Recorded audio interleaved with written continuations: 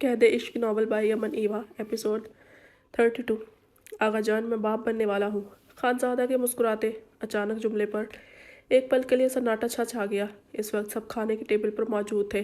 خانزادہ نے ڈھونڈ کر ایسا وقت سوچا جب سارے حویلی والے موجود تھے۔ خان یوسف کچھ دیر تو بے یقین سے اسے دیکھنے لگے، پھر زور سے قہقہ لگایا۔ سب میں خوشی کی لہر دوڑ گئی تھی۔ یکدم شور سا مچ اٹھا تھا، میرا وارث آ رہا ہے، میرا شیر آئے گا۔ خان یوسف نے جیسے شرط لگائی تھی۔ سب خانزادہ کو مبارک دے رہے تھے۔ خانی بیگم نے پل میں سب ناراضگی خفگی بھلا دی، بس اتنا یاد رہا وہ دادی بن رہی ہیں۔ خان ناظر نے اسی وقت صدقے میں بکرے دیے۔ داور اور یاور صدقے دل سے اس کے لیے خوش ہو رہے تھے۔ مورے اور چچی جان، میں چاہوں گا اب پریحان سے اپنا دل صاف کر لیں۔ نہ کر پائیں تو مجھے کہہ دیجیے گا، میں اسے شہر شفٹ کر دوں گا، لیکن اب مزید کوئی سخت بات نہیں ہونی چاہیے۔ پریحان کو میں سمجھا دوں گا وہ چھوٹے خاندان کی ہے، یا آپ سب کے معیار کی نہیں، یا جو بھی، اب وہ بس میری بیوی ہے، اسے وہی مقام دیا جائے، وہی سمجھا جائے۔ خانزادہ نے سنجیدگی سے کہتے ہوئے آغا جان کی طرف بھی دیکھا تھا۔ وہ اس سے گھورنے لگے۔ اچھا، بس اب زیادہ باپ نہ بنو ہمارے، وارث دے رہی ہے، اب کوئی ٹیڑھی آنکھ سے نہیں دیکھے گا۔ خان یوسف نے بھی اسے گھرکتے ہوئے باقی سب کو سنایا تھا۔ ثنا بیگم تو سب کو یکدم بدلتا دیکھ کر ہی حیران تھی۔ سر جھٹک کر ناک چڑھایا۔ پریحان کی ماں بننے کا علم ہوتے ہی خانی بیگم اور اس کی دیورانیاں تو سب ناراضگی اور شکایات بھلائے اس کے پاس آئی تھیں۔ وہ حیران رہ گئی۔ خان یوسف نے اس کے سر سے کئی کڑکتے نوٹ وار کر ملازموں میں بانٹے۔ ان کی دلی مراد بر آئی تھی، وارث وہ بھی خانزادہ سے۔ ان کی برسوں کی خواہش پوری ہوئی تھی۔ خانی بیگم نے اس کے پاس ایک ملازمہ کو اس کے پاس رہنے کی ہدایت دی تھی۔ پریحان خاموشی اور حیرت سے سب دیکھتی رہی۔ اس بار وہ حدیر کی خاطر چپ رہی، ورنہ دل مچل رہا تھا۔ کہہ دیں اگر پہلے اس کی طبیعت پر انسان سمجھ کر ہی چیک اپ کروا لیا ہوتا تو یہ خوشی پہلے ہی مل جاتی۔ خانزادہ اس کا ہاسپٹل سے تفصیلی چیک اپ کروا کر لایا تھا۔ ڈاکٹر نے اسے آئرن کی کافی کمی بتائی تھی۔ اس کا HB بھی کم تھا، اس کی ٹریٹمنٹ جاری رہنی تھی۔ دودھ، فروٹ سب خانی بیگم اپنی نگرانی میں اس کے پاس بھجواتی تھی۔ اس کے لیے اتنا بہت تھا کہ حدیر خوش ہے، وہ بھی خوش ہو گئی۔ دل چاہتا تو سب باہر سب کے پاس تھوڑی دیر بیٹھ جاتی، ورنہ کمرے کی بیک سائڈ بنے لان میں بیٹھی رہتی۔ اب اسے کوئی روک ٹوک نہیں کرتا تھا۔ اس نے اتنے وقت بعد مرحا اور ریما سے بات کی۔ وہ اس کے لیے خوش تھی۔ پوچھنے پر پتہ چلا منال کافی بیمار ہو گئی تھی، اس لیے اس کو اس کے باپ نے ملائیشیا اس کی بہن کے پاس بھیج دیا۔ شاید ہاشم خان بیٹی کی وجہ سے اپنے خاندان میں کافی بدنامی جھیل چکا تھا۔ وہ مطمئن ہوئی، فی الحال اتنا بہت تھا اس کے لیے حویلی میں۔ اب بھی وہ بس گلجان کے ساتھ زیادہ باتیں کرتی تھی۔ اب ان کا لباس اور حالت کافی بہتر تھی۔ عادت نہیں تھی بیٹھنے رہنے کی، مگر خانزادہ اب ان کو کام کرتا دیکھ کر ہی بڑا کٹتا تھا۔ پریحان کے پاس آ جاتی، کبھی مومنہ کا خیال رکھتی یا پھر کمرے میں ریسٹ کر لیتی۔ یکدم فارغ ہو جانے پر بولائی پھرتی تھی۔ پریحان ان کی حالت پر کھلکھلاتی رہ جاتی تھی اور وہ خانزادہ کی شکایت لگاتی جاتی تھی۔ اب کام کرنا برا نہیں لگتا، کم سے کم مصروف ہی رہنے دو۔ وہ خانزادہ کو خفگی جتاتی تو لہجے میں مان اور محبت ہوتی۔ میرے بچوں کو پالیے گا بس، پریحان تو اپنا خیال تک نہیں رکھ سکتی، ان کا کیا رکھے گی؟ وہ ناک چڑھا کر بولتا، پریحان کی گھوریاں نظر انداز کر دیتا۔ اس معاملے میں وہ پریحان کی سنے بغیر اپنی مرضی سے اس کا خیال رکھ رہا تھا۔ اس وقت پریحان اکیلی بیٹھی دھوپ کا مزہ لے رہی تھی۔ گلجان کچھ دیر پہلے ہی اس کے پاس سے اٹھ کر اپنے کمرے میں گئی تھی۔ خانزادہ مردان خانے میں ایک طرف بیٹھا ادب خان سے بہروز خان کے معاملے پر بات کر رہا تھا۔ خان جی، پرویز کا موبائل میرے پاس تھا، اس کی سیکیورٹی ہٹوا کر ڈیٹا نکلوا لیا ہے، کسی خان صاحب سے رابطے میں رہتا تھا۔ خان سوار صاحب اور سردار صاحب پر حملہ بھی اسی نے کیا تھا، آپ پر بھی، مگر سارے ریکارڈ میں کہیں یہ بات واضح نہیں وہ خان صاحب کون ہے۔ ادب خان کی بتائی تفصیل پر وہ بھی الجھ گیا۔ بہروز خان پر شک تھا، مگر اس بات کا ثبوت کہیں نہیں تھا۔ تو پتہ کرو ادب خان پرویز کس سے ملتا تھا، کہاں جاتا آتا تھا۔ میں مزید نہیں لٹکا سکتا یہ معاملہ، اسے قانونی طور پر حل کرنا چاہتا ہوں۔ خانزادہ نے سختی سے کہا، اسے جلد از جلد ثبوت چاہیے تھا۔ وہ اس بار یہ قصہ ختم ہی کرنا چاہتا تھا۔ ادب خان کو مزید کچھ ہدایات دے کر کال کاٹ دی۔ پلوشے سے شادی کا بھی پوچھنا تھا۔ وہ یہ بات سامنے بیٹھ کر کرنا چاہ رہا تھا، مگر اس کا آنا یا خانزادہ کا شہر جانا ممکن نہیں تھا، اس لیے کال پر ہی دو ٹوک پوچھ دیا۔ پلوشے شادی کے لیے متذبذب تھی۔ خانزادہ کو یہی بہتر لگا کہ ابھی شادی نہ کی جائے۔ پریحان کا خیال آنے پر اپنے کمرے کی طرف بڑھا۔ لنچ کروا کر گیا تھا، اب جانے کیا کر رہی تھی۔ کمرے میں ہمیشہ کی طرح وہ موجود نہیں تھی۔ بس ضد ہوتی ہے، کمرے میں رہنا ہے مگر کمرے میں ٹکتی نہیں ہے۔ منفی میں سر ہلا کر بڑبڑایا۔ کلاس ڈور سے باہر جھانکا تو سامنے چیئر پر پیر سمیٹ کر بیٹھی جانے دھوپ کو تکتے ہوئے وہ گہری سوچ میں ڈوبی تھی۔ وہ اسے یوں اکیلے بیٹھا دیکھ کر آگے بڑھا۔ برا لگتا تھا یہ اس کا یوں اکیلے بیٹھا رہنا، مگر اب وہ اچانک سب سے گھل مل جاتی یہ بھی مشکل تھا۔ اس کے پیچھے سب اس کے ساتھ کیسے رہے یہ بھی پتہ چل چکا تھا اسے۔ اس کے بعد ضد کرنا مناسب نہیں لگ رہا تھا۔ پریحان دھوپ جا رہی ہے، اب اندر آ جانا۔ اس کے سامنے آتے ہی لبوں پر نرم مسکان سجا لی۔ اوہ، خیال نہیں رہا۔ وہ پیر نیچے اتار کر جوتے ایک ہاتھ میں پکڑ کر خانزادہ کے سامنے بازو پھیلا گئی۔ وہ آپ کو اچھا لگتا تھا نا اپنی مرضی سے مرضی کی منزل تک لے جانا؟ وہ باہیں پھیلائے یاد دلا رہی تھی۔ وہ پہلے حیران ہوا، پھر ہنس کر آگے بڑھتے ہوئے اسے باہوں میں اٹھاتا سینے سے لگا گیا۔ مجھے اب بھی اچھا لگتا ہے۔ اب تو دل کرتا ہے تمہیں اپنی محبت کے حصار میں رکھوں، اپنے عشق کی قید میں خود تک محدود کر لوں اور کبھی دور نہ ہونے دوں۔ کمرے میں لے جا کر اسے بستر پر بٹھاتے ہوئے محبت سے لبریز لہجے میں بولا۔ پریحان اس کی بات پر مسکرائی۔ شرم سے لبریز مسکان نے چہرے پر گلال سا پھیلا دیا تھا۔ وہ واضح فرق محسوس کر رہا تھا۔ وہ پہلے سے زیادہ پیاری لگتی تھی۔ چہرے پر انوکھی سی کشش پھیلی تھی۔ شاید ماں بننے کی خوشی ہر لڑکی کو ایسا ہی روپ دے دیتی ہے۔ حدیر، ایک بات پوچھوں؟ پریحان نے اسے مخاطب کیا تو وہ سر ہلا گیا۔ کلاس ڈور بند کر کے پردے برابر کیے اور کمرے کی لائٹس آن کرتا اس کے پاس بیٹھا۔ سب لوگ وارث کے لیے خوش ہو رہے ہیں، اگر بیٹی ہوئی تو؟ اس نے دماغ میں مچلتا سوال پوچھا۔ ہم ویٹ کر لیں گے، وارث اگلی بار صحیح، وہ سنجیدگی سے بولا۔ آنکھوں میں شریر سی چمک تھی۔ اگلی بار بھی نہ ہوا تو؟ پریحان کو فکر ستائی۔ تو اس سے اگلی بار ویٹ کرتے رہیں گے جب تک وارث نہیں آتا، کوشش جاری رکھیں گے، وہ سنجیدگی سے بولا تو ہونٹوں کے کنارے پر مسکان مچل رہی تھی۔ اس کی بات پر پریحان کی آنکھیں پھیلیں۔ بیٹیاں تو مجھے بہت پیاری لگتی ہیں، چاہے جتنی ہو جائے، بس ایک بیٹا ہونا ضروری ہے، وہ سکون سے بولتا بیک گراؤنڈ سے ٹیک لگا گیا۔ مجھے اس سب میس سے دور رکھیں وارث، وٹ ایور چاہیے تو اور شادی کر لیں۔ اب میں اپنی بیٹی لے کر ناراض ہو کر چلی جاؤں گی۔ اس کی بات پر وہ آنکھیں دکھاتا سیدھا ہوا تو وہ بات بدل گئی۔ ایسا کریں، سوچ بدلیں، بیٹی کو وارث سمجھ لینا۔ وہ کیا ہوتا ہے، سردار یا خان صاحب بلا بلا، ہماری بیٹی ہوگی تو اس کو سردارنی بنا دیں گے، وہ سب فیصلے کرے گی اور سب کو سنبھالے گی۔ پریحان کی بچکانہ باتوں پر وہ کہکا لگا کر ہنسا۔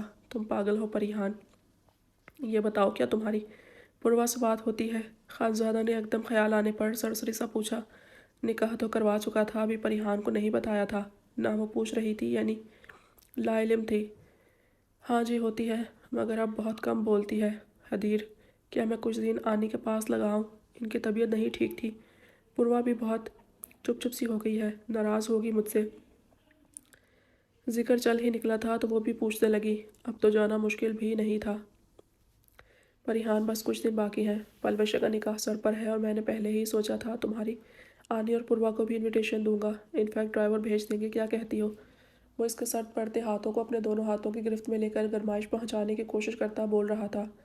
مجھے جانا ہے حدیر، نکاح میں آ جاؤں گی، بس 3-4 دن رہوں گی، میرا جانا الگ بات ہے، میں فرینڈس سے مل لوں گی۔ مرحا اور ریما سے تو میں نے بات کرنا بھی چھوڑ دیا تھا، وہ بھی ناراض ہو رہی تھی۔ وہ اپنی بات پر اٹک چکی تھی۔ وہ پوروا کا پوچھ کر پچھتایا تھا۔ نہیں بھائی، بعد میں چلی جانا کبھی، چاہو تو انوائٹ کر لو فرینڈس کو بھی، میں نہیں رہ سکتا ایک دن بھی۔ وہ اس کے ہاتھ اپنے سینے پر رکھتا اس کے گرد باہوں کا حصار باندھ کر بولا۔ مرحا نہیں آتی یہاں، پہلے بھی نہیں آئی تھی، وہ منہ بنا کر بولی۔ بہت منانے پر بھی وہ حویلی آنے پر ہر بار معذرت ہی کر لیتی تھی۔ اچھا، پلوشے کے نکاح کے بعد لے جاؤں گا میں خود، وہ بات ختم کرتا جھک کر اس کے رخساروں پر لب رکھ گیا۔ وہ سٹپٹا گئی۔ میں بات کر رہی ہوں، وہ ناراضگی جتاتی اس کے سینے پر ہاتھ جما کر دور ہوئی۔ میں بات ختم کر چکا ہوں نا، وہ اسے آنکھیں دکھاتا اس کے ہاتھ جھٹکے سے ہٹا کر اپنی طرف کھینچ کر سینے سے لگاتا اس کی تھوڑی پر لب رکھ گیا تھا۔ پریحان اس کے والہانہ پن پر اس کے سینے میں منہ چھپا گئی۔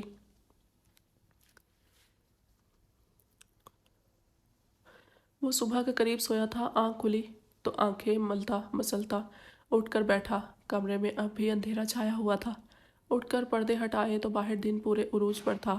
اس نے پلٹ کر ٹائم دیکھا تو دن کے 2 بج رہے تھے۔ بالوں میں ہاتھ چلاتا فریش ہونے چلا گیا۔ گرم پانی سے شاور لے کر اچھا خاصا فریش محسوس کر رہا تھا۔ जीन्स पर ब्लू टी शर्ट पहने वो बाल ब्रश करके वैसे ही नम छोड़े मोबाइल चेक करता बाहर निकला। आज यूनी नहीं आ पाया यार, आंख नहीं खुली पता नहीं। बेजारी से अहमर के साथ कॉल पर बात करते हुए किचन में जाकर अपने लिए कॉफ़ी तैयार करने लगा। फ्रिज से फ्रोज़न कबाब और मछली निकाल कर फ्राई किया और प्लेट में रखकर केचप वगैरह रखकर ट्रे तैयार किया और कॉफ़ी का भाप उड़ाता मग रखा।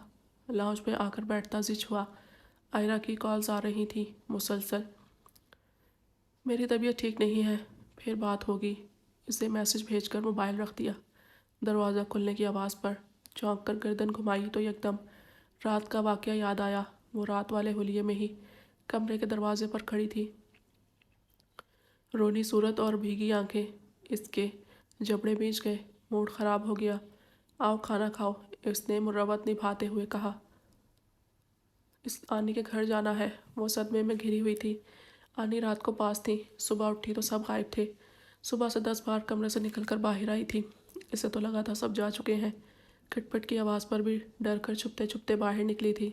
जाने कौन आ गया था, मगर सामने रात वाला मखरूट लड़का निकसिक से तैयार खाना लिए बैठा था। तुम्हारी आने को ज़रूरत होती, तुम्हारी तो यूँ फेंक रात के दूसरे पहर मेरे सर पर फेंक कर ना जाती। चुपचाप यहाँ आकर बैठो और खाना खाओ। तुम भूख से मरी तो मैं भी इसी कमरे में दफन कर दूंगा। वो काटदार लहजे में बोला। पूर्वा का हल्ला खुश्क हुआ। कहाँ मूसा और हदीर जैसे नरम लहजों वाले और मुस्कुरा कर बात करने वाले लोग, कहाँ ये। शक्ल में मूसा से ही मिलता जुलता मगर मिजाज सातवें आसमान पर था।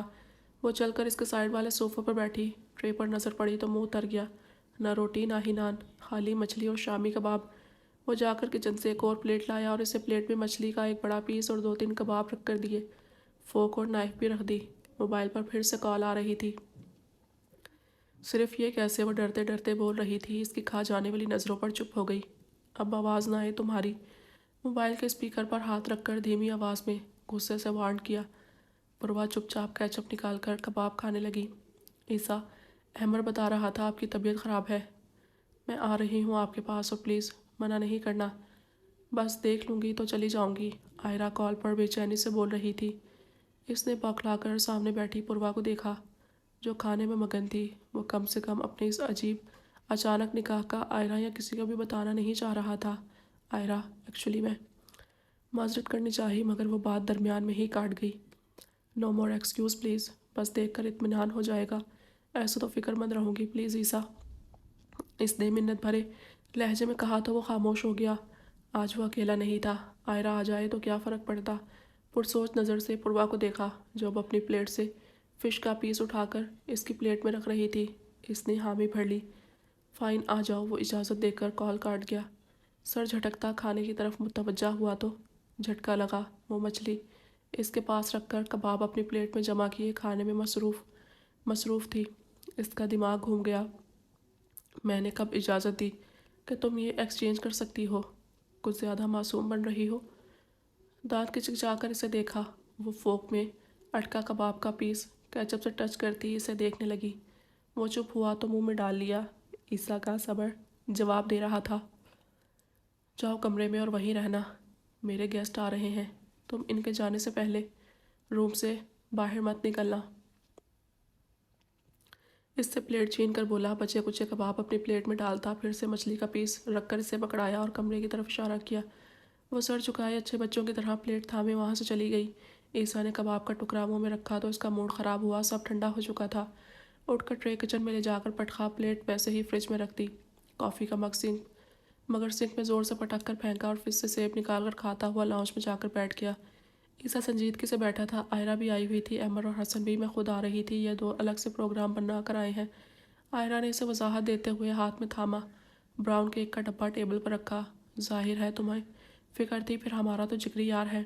अहमद ने जब बताया हम तब ही निकले थे। हसन इसकी वजाहत पर ख्वामखा नाक चढ़ाकर बोला। अच्छा, चाय पियोगे या कॉफ़ी? ईसा ने बात बदल दी। साथ आए थे यहाँ आकर बहस करते। ईसा को बच्चा समझ रहे थे। वो इतना पागल भी नहीं था। क्या यार, आज तकल्लुफ़ क्यों कर रहा है? पिज़्ज़ा लाए हैं गर्मा गर्म, लंच नहीं किया हुआ, हमने मिलकर करते हैं। अहमद ने पिज़्ज़े के डब्बों की तरफ इशारा किया और बोला। ओके, फिर जाकर बर्तन ले आओ।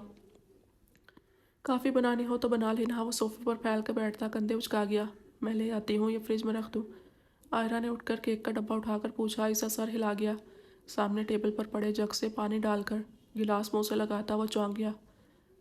पूर्वा कमरे का दरवाज़ा खोलकर निकल रही थी, बिना शाल दुपट्टा लिए, इसी लापरवाह हुलिये में। ईसा का दिमाग झंझना उठा। ये कौन है? आयरा भी मुतवज्जा हो चुकी थी। अहमद और हसन का भी मुंह खुल गया था। ईसा के अपार्टमेंट में लड़की ये अनोखा वाक़या दरपेश आया था। वो मैं पानी। पूर्वा सामने घूरती नज़रों वाले ईसा को देखकर वजाहत देने लगी। जब इसने वही गिलास पूर्वा की जानिब खींच कर मारा, गिलास दीवार से टकराता टूटकर बिखरा। पूर्वा की ज़ोरदार चीख बरामद हुई। अहमद और हसन बेसाख्ता खड़े हुए थे। घबरा तो आयरा भी गई थी। कमरे में दफ़ा हो जाओ, ईसा की धाड़ पर वो डर कर वापस कमरे में बंद हो गई। बाकी तीनों की सवालिया नज़र इस पर जमी थी। इसका चेहरा सुर्ख हो रहा था। कज़न है वो मेरी, खोलते दिमाग को काबू में करते हुए बस इतना ही बोला था। तो यार इतना गुस्सा करने वाली क्या बात थी? पानी पीने आई थी, हसन ने इसके गुस्से पर हैरत से कहा था। हम खा जाते क्या? इसको गिलास लग जाता तो। अहमद भी सर झटक कर खफकी से बोला। आयरा खामोश थी। पूर्वा को अच्छे से देखा था। वो नाजुक सी और कुछ ज़्यादा हसीन लड़की ईसा की चाहे कज़न थी, मगर इसके पास कब सी और क्यों थी? वो खटक गई थी। हमारे यहाँ लड़कियाँ गैर मर्दों के सामने नहीं आती। वो नहीं जानती थी तुम दो भी आ रहे हो, वरना बाहर ना आती ना लीव हर।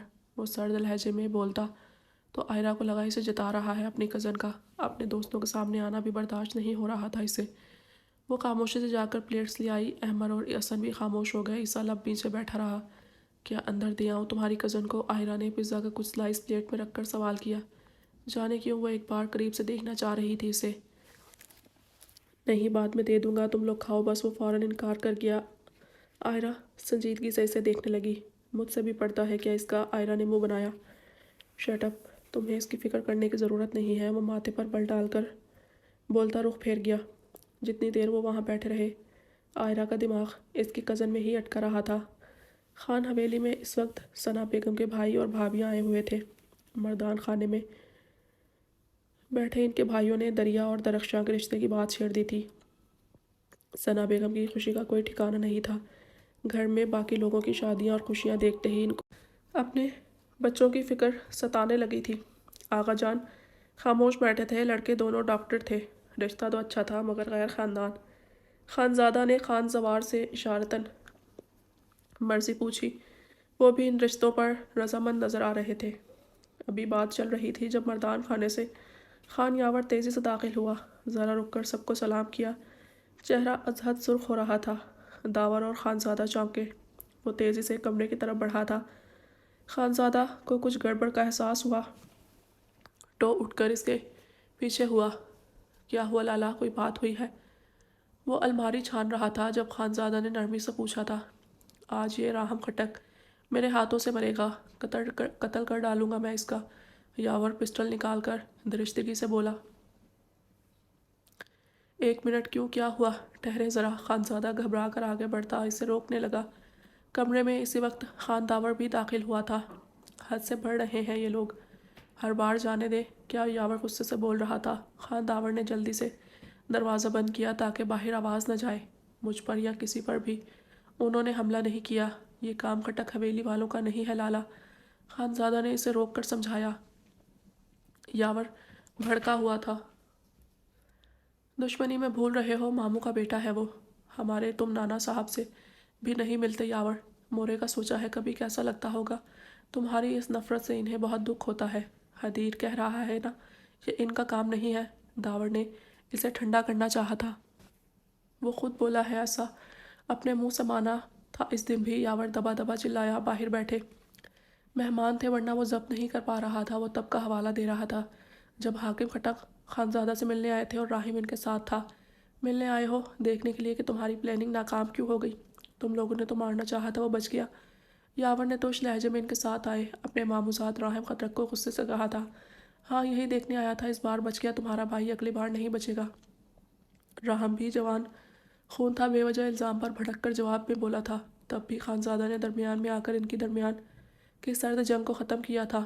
आज फिर वही बात। आपने बग़ैर सबूत इन लोगों पर इल्ज़ाम लगाया, इसलिए वो ऐसे बोले थे। गुस्सा आ गया था इनको। मैं जानता हूँ ना, मुझ पर हमला खटक ख़ानदान ने नहीं किया। خانزادہ اس کے ہاتھ سے پسٹل چھین کر غصے سے بولا، پاگل نہیں ہوں میں، وہ حملہ کر کے دیدہ دلیری سے یہاں آ جاتے ہیں تماشا دیکھنے، منہ سے اقرار کرتے ہیں اور میں پھر بھی بزدلوں کی طرح بیٹھا رہوں۔ یاور نے تیش سے کہا، یار نانا ہے وہ ہمارے۔ داور اس کے جذباتی پن پر بولتا سر پکڑ بیٹھا، اور اگر وہ نانا میرے چھوٹے بھائی کو مروا کر ہمیں سرداری دینا چاہیں گے تو کوئی رشتہ نہیں میرا ان سے، یار نہیں چاہیے جائیداد اور اونچا رتبہ، حدیر جان ہے میری، اسے کچھ ہو جاتا تو۔ یاور سسک پڑا، حویلی والوں کے ان شکوک و شبہات نے اس کے دماغ میں گھر کر لیا تھا، پاگل پن میں وہ کسی پر یقین نہیں کر پا رہا تھا۔ خانزادہ نے گہرا سانس بھر کر پسٹل پیچھے کیا، کچھ بولنا چاہا مگر یاور تیزی سے وہاں سے نکل کر چلا گیا۔ پاگل ہو گیا ہے، میں دیکھتا ہوں اس کو، تم جا کر مہمانوں میں بیٹھو، آقا جان سے کہو ہاں کر دیں، اچھے رشتے ہیں، سب سے بڑھ کر چاچو اور چچی خوش ہیں۔ داور نے اس کے کندھے پر ہاتھ رکھ کر کہا تو وہ سر ہلا گیا۔ یاور کی فکر ستا رہی تھی۔ خان داور وہاں سے نکل کر یاور کے پیچھے چلا گیا۔ وہ گہرا سانس بھر کر مہمانوں کے پاس جا بیٹھا، آقا جان کو سمجھا کر ہاں کروائی اور آگے کی بات طے کرنے لگے۔ خان یوسف ڈائریکٹ شادی کرنا چاہتے تھے مگر خان سوار ان کی پڑھائی کو لے کر متذبذب تھے۔ پلوہ شیخ نے کہا میں فی الحال ان کی منگنی ہونا قرار پائی تھی۔ یاور اپنے کمرے میں بند ہو چکا تھا مگر خانزادہ کو اطمینان تھا وہ کہیں گیا نہیں، یہ جانے بغیر کہ خان یاور کا جذباتی پن ان کی زندگی میں کیسا طوفان برپا کرنے والا ہے۔